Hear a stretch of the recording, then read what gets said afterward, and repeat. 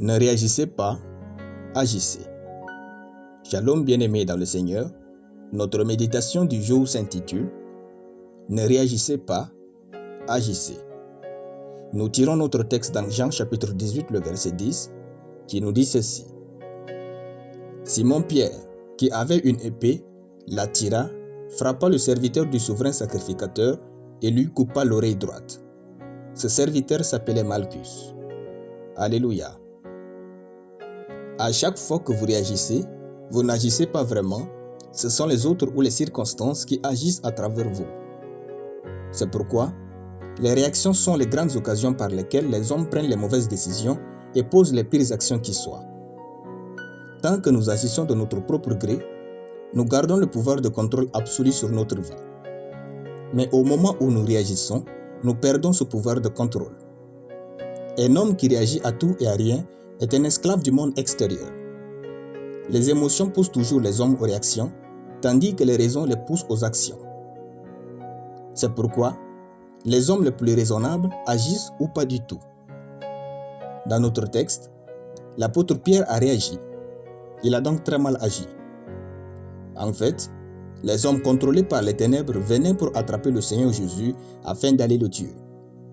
Malchus faisait partie de ces hommes.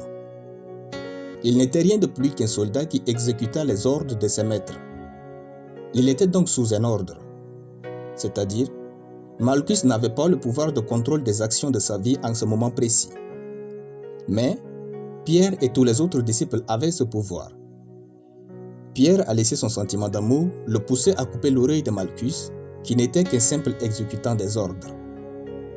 Et il est écrit, Jésus dit à Pierre, « Remets ton épée dans le fourreau.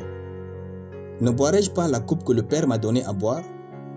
Jean chapitre 18, le verset 11. À chaque fois que vous réagissez au lieu d'agir, vous sabotez toujours la volonté parfaite de Dieu dans une vie, d'une manière ou d'une autre. Agir au lieu de réagir nous donne de prendre en compte la vision de Dieu. Agir au lieu de réagir nous donne le temps de prendre en compte les conséquences de nos actions, de considérer nos valeurs. Agir au lieu de réagir nous donne le temps d'obéir à la parole de Dieu. Agir au lieu de réagir nous donne de réfléchir à ce qu'il faut faire ou pas.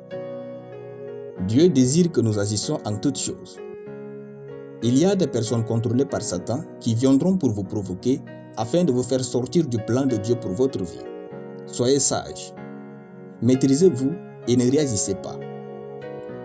Avant de poser un acte, sachez bien que vous agissez ou vous réagissez. C'est en agissant que les hommes ont su poser de belles actions qui ne s'effaceront point de l'histoire. Votre beauté se révèle dans votre capacité d'agir et non dans celle de réagir. Alléluia. Nous allons prier. Dieu de grâce et de paix, donne-moi la capacité d'agir, peu importe la pression. Je confesse que tout ce que je fais est béni de Dieu au nom de Jésus. Amen.